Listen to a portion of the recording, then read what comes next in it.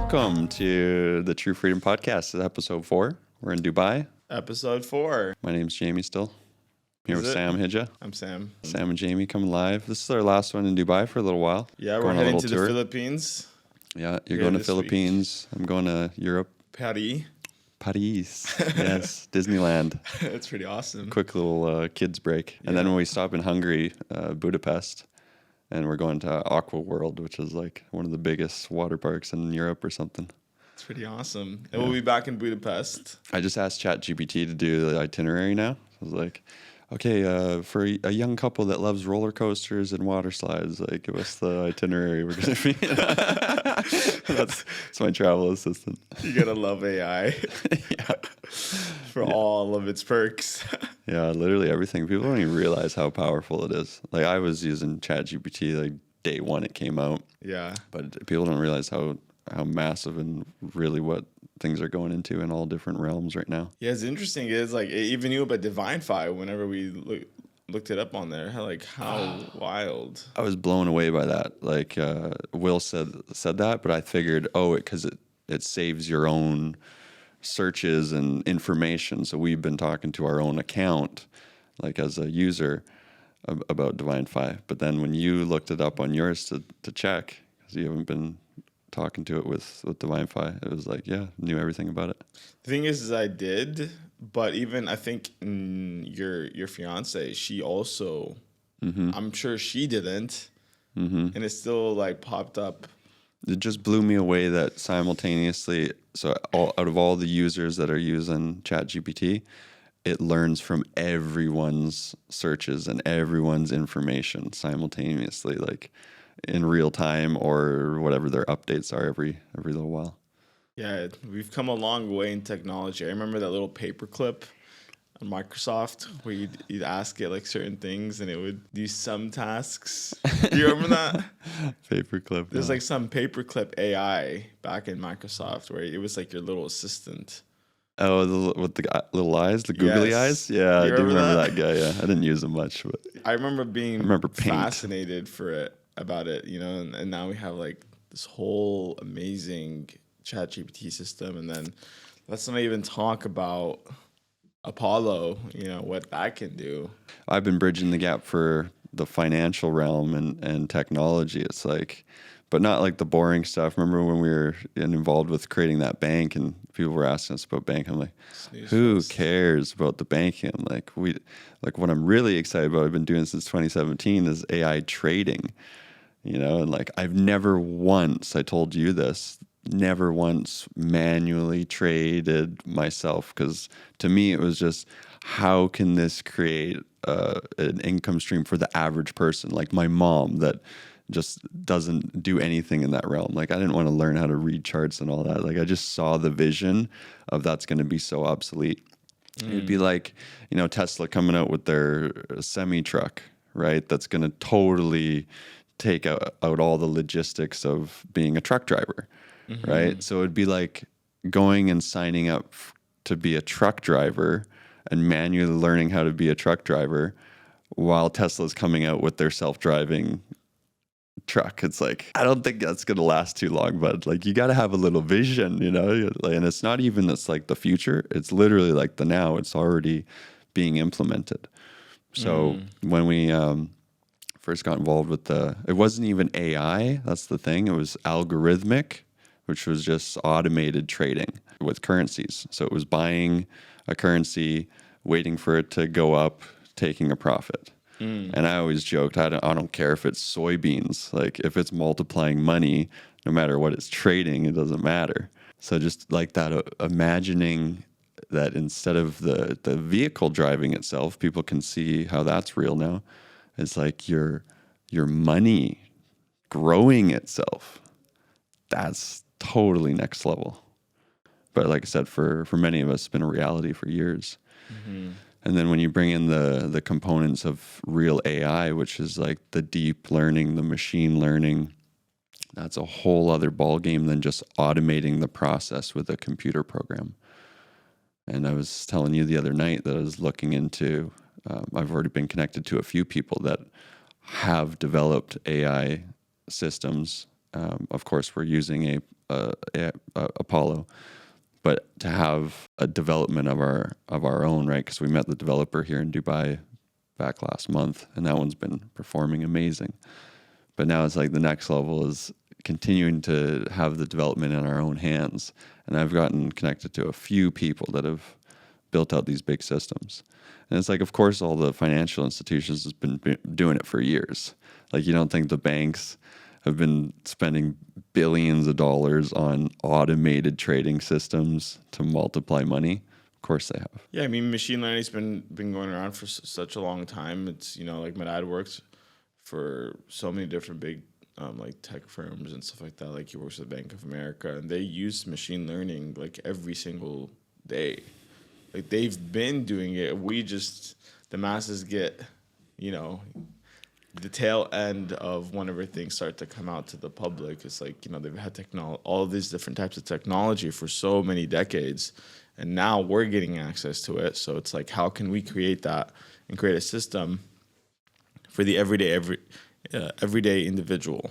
Well, you're either going to be replaced by AI or you're going to learn how to use it. I've told people a few times that we were just talking off camera how Will has been with us since 2019. He's like the only one that's been around that long. And one of the highlights I can remember with Will is the day ChatGPT came out, he was learning it, right? So now it's like AI is replacing a lot of these processes, but it's the people that are able to manage and know how to use the AI that are the ones that are valuable.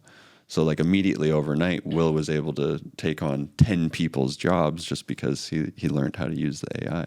But yeah, I mean, look at the technology in Tesla that keeps getting better and better. I mean, literally those things are driving, depending where you are in the world, but they're driving themselves like fully. I have a buddy that had a Tesla X, one of the first ones that came out years ago. I mean, probably at least 5 years ago. And he would be taking videos like of him on the highway in the passenger seat. It's crazy how it's adapting so fast. And many people are just totally clueless to it. And like you said, like it's going to take their jobs for sure, but it's also going to create a whole other realm, like what your dad does, like developing AI systems, Yeah, it's pretty awesome. I mean, even for the corporate leasing stuff that I do, like I'm like, well, I don't need to have cleaners. I can just bring in some robots. Yeah. Look at what Tesla's doing for the robots coming out. Like literally right? Like replacing their whole workforce.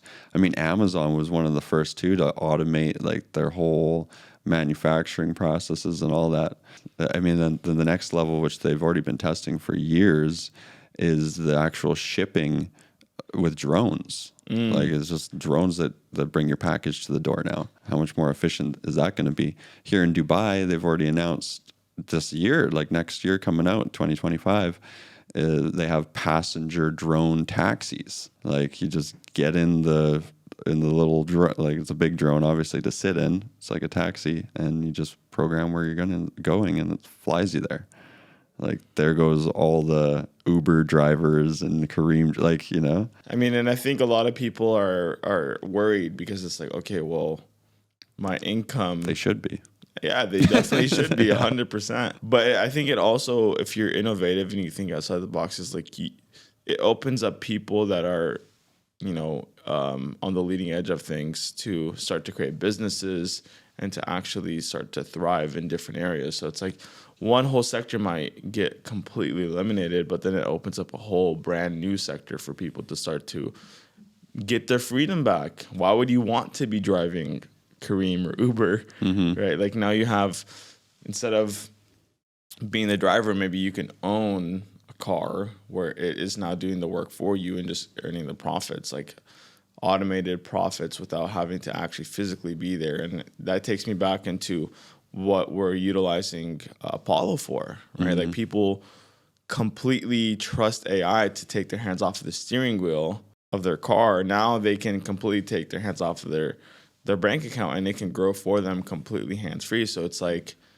if you can think outside the box, there's a lot of opportunities for a lot of people. Yeah, for sure. And for some, this is totally sounding like Chinese because it's so above their realm of trading their time for money. But if you look at the investor world, I mean, of course, it's only 1%, if that, of the population. But of course, that's where all the money is made, as being an investor.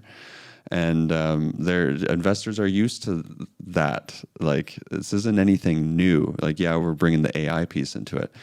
But before that, I mean, you invested in something and you got a massive return.